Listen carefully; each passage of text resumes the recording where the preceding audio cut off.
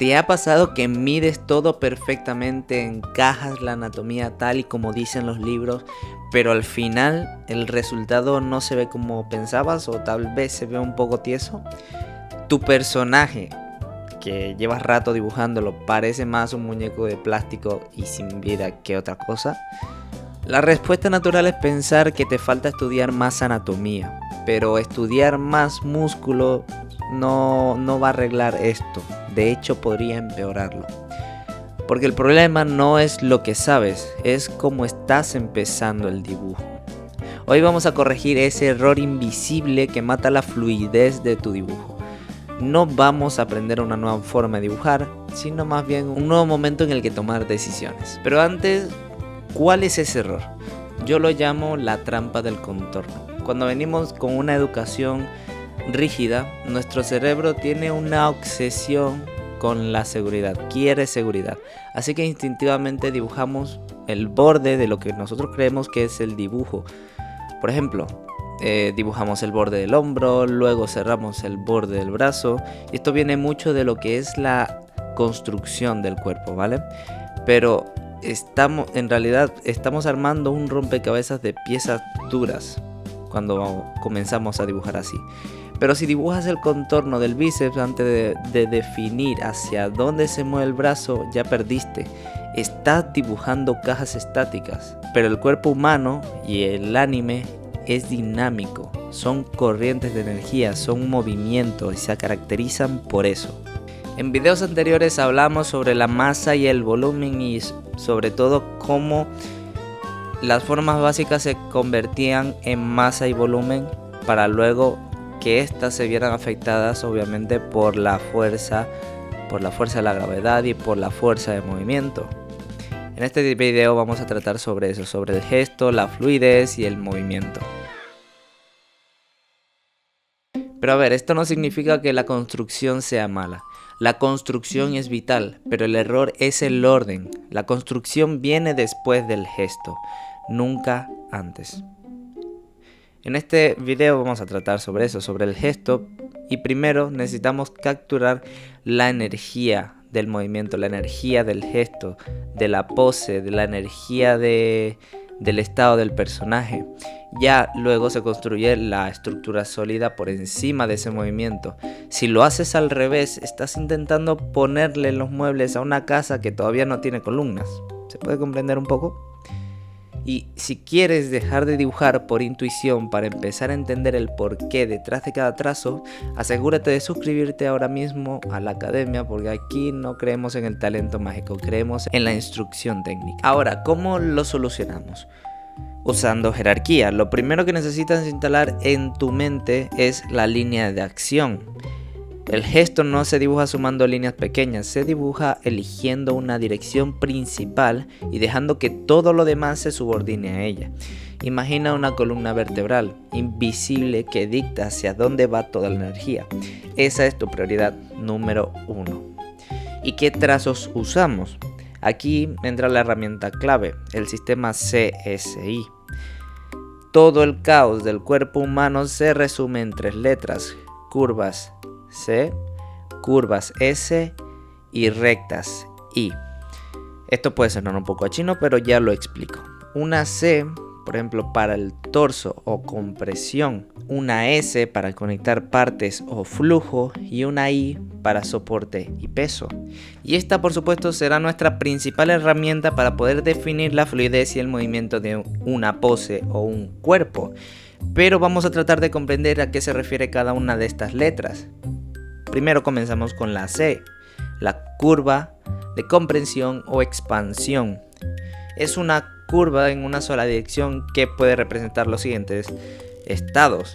Puede estar empujando, generando tensión, peso, presión o inclinación dominante, donde aparecen mucho como ejemplo un torso inclinado, una espalda arqueada, costillas comprimidas, un muslo cargando peso. Y esto obviamente transmite visualmente fuerza concentrada en un lado. Ahora, la curva C. Esto es más un flujo continuo y orgánico. Son curvas opuestas conectadas y puede representar un movimiento natural, transición entre partes, elasticidad del cuerpo, ritmo corporal como por ejemplo en el baile, y por supuesto donde aparece mucho la columna vertebral, poses dinámicas, cadera y torso en contraposición como decía en el baile, cabello en movimiento o gestos elegantes. Y esto por supuesto transmite mucho más un movimiento más vívido y más fluido. El anterior, era más un movimiento de fuerza. Y por supuesto esta S es más común y es una línea más común en las poses o los movimientos más naturales. Por último, vamos con la línea I, estabilidad y soporte. Es una línea recta, pero no rígida ni mecánica, es una recta intencional que indica estructura o dirección firme. ¿Qué puede representar esto? Por ejemplo, el soporte de un peso, cuando un personaje está cargando un peso, cuando hay equilibrio, cuando hay tensión estructural o una dirección clara. ¿Dónde aparece mucho? Una pierna que puede estar sosteniendo un cuerpo erguido, objetos rígidos, postura firme o un eje de estabilidad que transmite visualmente obviamente solidez y control. Y por supuesto recuerda, esto no es un nuevo estilo de dibujo, esto es una fase del proceso.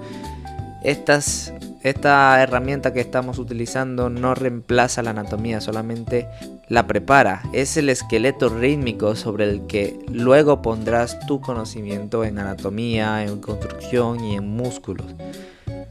Pero tener las letras no basta, hay que saber cómo combinarlas o cómo detectarlas. Y aquí entra la magia, la asimetría. El enemigo de la fluidez es el paralelismo.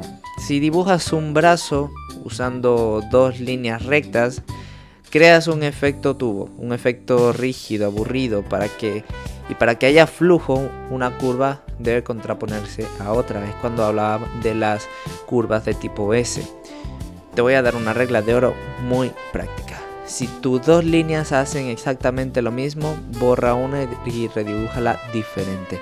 Si un lado en una curva tensa y el otro debe ser suave, el ritmo visual nace del contraste, no de la repetición. He aquí cuando vemos movimientos en donde el torso va en una dirección contraria a la pelvis, se están contraponiendo, están haciendo un movimiento contrario, porque todo en el cuerpo se trabaja de esa misma forma. Cuando una forma se mueve hacia un lado, la otra va hacia el otro. También lo podemos ver muy claro en el brazo. El antebrazo se mueve hacia una dirección obviamente y el brazo se mueve hacia otra.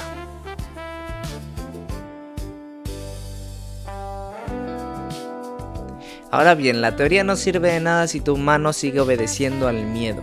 Vamos a reprogramarla ahora mismo con ejercicios prácticos.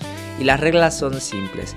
Deberás buscar una referencia dinámica y ponte un cronómetro de 30 segundos. Prohíbete cerrar contornos y prestar atención a otras cosas más que capturar ese fantasma de movimiento, ese flujo del movimiento, esa energía. Hacia dónde se está moviendo el cuerpo, cómo se está moviendo.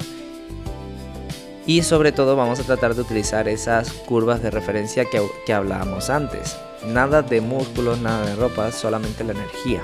Al principio te sentirás raro, pero si al final de esos 30 segundos tu garabato se ve simple pero tiene la energía de ese movimiento, lo hiciste bien.